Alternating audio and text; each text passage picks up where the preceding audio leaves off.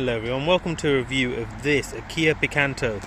So what I've got here is a 2015 model with 1.2 and an automatic in this lovely metallic black. Looks stunning, don't you think? Now, remember my Kia Rio? Well, the Kia Picanto is a similar story. It has developed, gone leaps and bounds compared to the original iteration. The original iteration being quite frumpy, basic, boring, whereas if we look at this new one, it looks very elegant, but it keeps its diminutive stature as a super mini. I just love how this front end looks. It's very, very muscular and imposing without being over the top, I think. Look at that. And of course there's a reason for all of this, because that increases pedestrian safety and it increases the safety if you have a head-on crash as well, unlike the previous original generation of Picanto. Good luck being in an accident in that.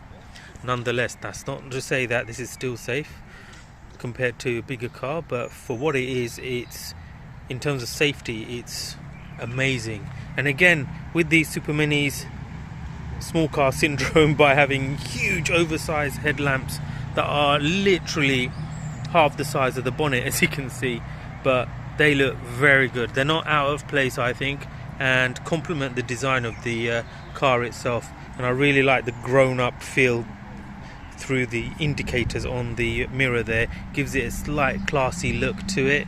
This is the slightly speckier version. It's the middle of the range, so it's got some alloys, got some chrome accents to it. Me personally, I don't like the chrome. I would have liked it body coloured, but overall this thing looks fantastic. Design wise, it's really good. Looks very stylish and chic, and it's targeted for the younger buyer, especially the female market, and I think it works perfectly for that. And to be honest with you, if you get it in the right colour like this black, it's alright for the guys as well. It's not too overtly feminine without being it's not too overtly feminine. Bottom line, it looks lovely. And I've got a review of the Vauxhall Aguila and I was very complimentary about it, and that's one of its main competitors, as is the Toyota Aygo, the Citroen C1. So how does that compare to those in the design aspects? I think it wipes the floor with all of them. What do you think? This car, I think, just looks the best in the super mini class in that sense. Okay, maybe the Vauxhall Wagon Up shades it a little bit on this one, but overall it beats the others. And if we look at the inside, pretty grown up. Look at that. Not the most exciting design, but very grown up. You wouldn't know you're in a super mini other than when you sit down and you notice that it is quite a narrow car. But otherwise the seats are very good and supportive for what they are. You've got nice bolsters there, and the bases are quite long, so for such a small car, so they're quite supportive. And you've got plenty of leg room. Of course, being a small car, the shoulder room for adults isn't great. This is packed out. It's got all-round electric windows, electric folding mirrors, and I love how the steering wheel, look at that, it's two-spoke. I love the gap in between, that's fantastic. And really good touch with the silver accents there, really sets it off. And this one benefits from Bluetooth as well. Look at these lovely features that it has. It's unbelievable, very grown up. So that's the message of the day for the interior here. Just although not exciting, it's very grown up and has the right accents in the right places just to break up the blackness of the plastics. And yes, the plastics are a bit hard, but they're hearty plastics that should last and be quite durable.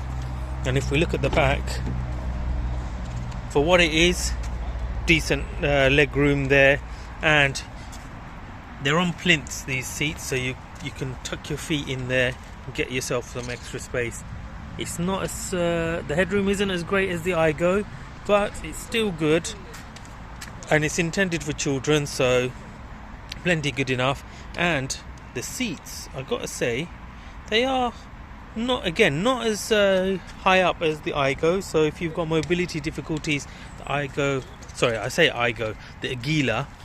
the Aguila has slightly higher riding set seats, so the Aguila is easier to get in and out of.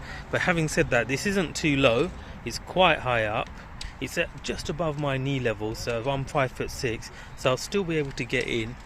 So it should be easy enough to get your car seat in without breaking your back, and also if you've got mobility difficulties. And these seats are really good, and because it's flat in the middle there, you can get 3 people in, or 3 children in relative comfort, and the bases are relatively long as well, so that's not bad. So overall, very positive.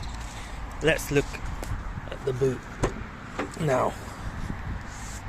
It's never gonna have a huge boot, but being a Super Mini, it's actually very, very spacious indeed. It's a bigger boot than on the Aguila, and definitely the Igo and C1. Look at that, very, very good. And I like this touch, whereas the others have cheaped out and not had the little string. This has it, so when you do lift it, your parcel shelf goes up with it. So nice touch, well done Kia. Shall we go for a quick little drive? So pulling off, this thing goes like the clappers, my goodness. Ooh. Ooh, I thought the Aguila was zippy. This is zippy indeed. Wow. Get to 30 really quickly. Wow, look at that. And the steering is super sharp. You have it. A lovely interior to sit in. Very grown up. Very well featured. And drives very well indeed as well. So, what to look out for? Well, the 1.2, as you can see, it's a very pokey engine, so plenty strong enough even to do motorway driving. The only thing to look out for, I would say, is when it's a second-hand purchase, is make sure it's got good maintenance history, because if they don't have maintenance, regular interval of servicing, etc., they can start drinking oil. So do bear that in mind. There's quite a lot about anyway, so insist on having full maintenance history on it. If not, have a little check round, listen to it, listen to how it sounds. Can you hear that? Sounds lovely. So, and look out for any obvious oil leaks, things like that. The automatic gearbox is relatively strong on this car, and so it shouldn't give you any problems as such. And that's it really. Mechanically it's spot on. There's the usual bits and pieces like your subframes, etc. So look out for rusty subframes in earlier models, especially those that have been up north. It'll be worth checking those, especially at the back there. But other than that, it's a nice solid car, cheap to run, cheap to insure, parts are cheap. Yeah, that's the only thing really you got to look out for. Rust underneath there, and listen out for the engines. If it's too tappety, then stay away, because it's probably drinking too much oil and coming to the end of its life really. But that's it. Otherwise, fantastic little car. Would I recommend it? Yes. Best designed around. Reliability wise, it's on a par with everyone else, if not a little bit better. And it drives well, rides well, looks good. Yeah, fantastic. Go for it if you can get it. And the only downside to it is they do cost a fair bit to buy on second-hand examples. But I suppose if you do buy it, because they got good residuals, you get your money back in that sense really. So overall, a nice little buy. I recommend it. What do you think? Hope you found this review useful. And do like and subscribe, and I'll see you in the next one. Ta-da!